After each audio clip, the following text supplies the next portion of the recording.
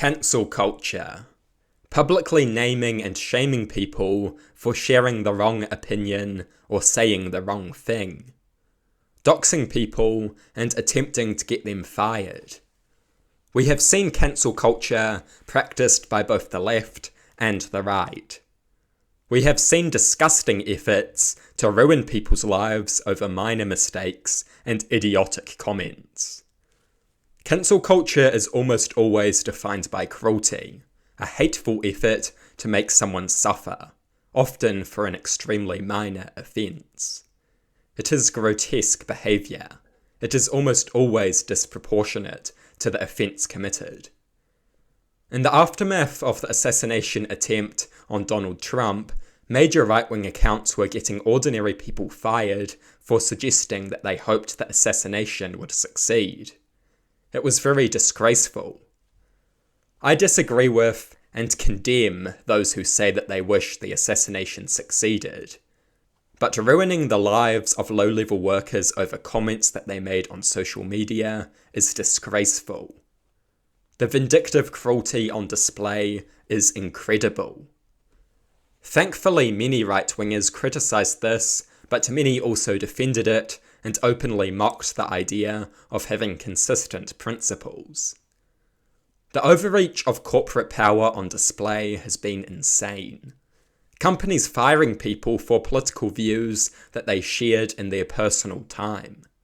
Private firms should not have that level of control over people's personal lives. It is an insane overreach.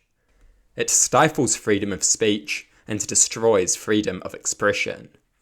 I don't care if your employee is a card-carrying fascist. So long as it doesn't interfere with their ability to do their job, they should not be fired for it.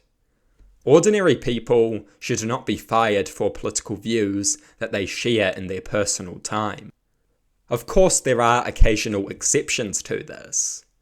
If someone works for the National Security Agency, it would probably be pretty concerning if they were supporting Islamic State in their personal time.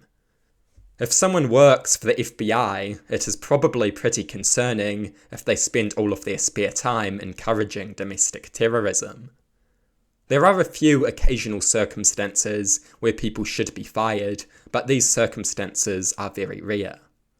And people should not be publicly named and shamed over a few dumb comments. It is disgraceful. It is cruel and vindictive. I don't care if they are left-wing or right-wing. Nobody deserves to have their life ruined over a few stupid political takes. Some people will say that the left deserves cancel culture. You reap what you sow. As if the left invented cancel culture. Have these people forgotten history? The Red Scare and McCarthyism. The Satanic Panic. Up until very recently, LGBT people and atheists have had to hide their identities out of fear of being cancelled. In some places they still do. Many people have invoked these examples of a right-wing cancel culture. The idea that the left invented cancel culture is delusional. And the idea that random low-wage workers deserve to be doxed because they are on the left, as if they deserve to suffer because some other people who are left of centre have engaged in cancel culture. This is tribal thinking. The people being targeted have probably never cancelled anyone in their lives. You cannot blame an entire political side for the actions of a few. You cannot hurt people just because someone who is vaguely on the same political side as them did a bad thing. That is deranged, tribal politics. This is a very dangerous form of politics. A vindictive, cruel, tribal form of politics. A primitive form of politics. People are not collectively responsible for the actions of those who vaguely share their politics. That is mindless tribal thinking. It has no place in modern politics. It is a recipe for cruelty, and cruelty is what we see.